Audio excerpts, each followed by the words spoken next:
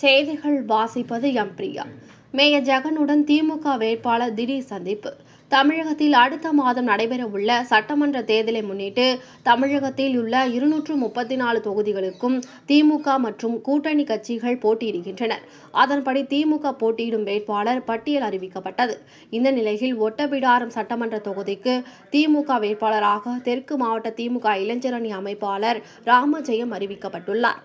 அதன்படி தூத்துக்குடி மாநகராட்சி மேயர் ஜெகனை ஒட்டப்பிடாரம் திமுக வேட்பாளர் ராமஜெயம் சந்தித்தார். அப்போது மேயர் ஜெகன் ராமஜெயத்துக்கு பொன்னாடை அணிவித்து வெற்றி பெற வாழ்த்து தெரிவித்தார். அதுபோல திமுக வேட்பாளர் ராமஜெயம் மேயர் ஜெகனுக்கு பொன்னாடை அணிவித்தார். அப்போது திமுக வேட்பாளர் ராமஜெயத்திடம் மேயர் ஜெகன் தமிழக முதலமைச்சரும் திமுக தலைவருமான ஸ்டாலின் அறிவித்த வேட்பாளர், அதன்படி இளைஞர் அணி செயலாளர், தமிழக துணை முதலமைச்சரான உதயநிதி ஸ்டாலின், திமுக துணை பொதுச் செயலாளர், நாடாளுமன்ற குழு தலைவருமான கனிமொழி ஆலோசனையின்படி தூத்துக்குடி மாநகராட்சியில் 8 வார்டுகள் ஒட்டப்பிடாரம் சட்டமன்ற தொகுதியில் உள்ளது. அதன்படி 8 வார்டுகளிலும் உள்ள வாக்காளர்களை சந்தித்து திமுகவிற்கு ஆதரவு திரட்டுவேன்.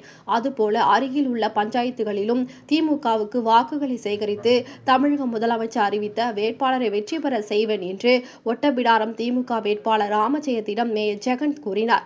அப்போது திமுக நிர்வாகிகள் உடனிருந்தனர்.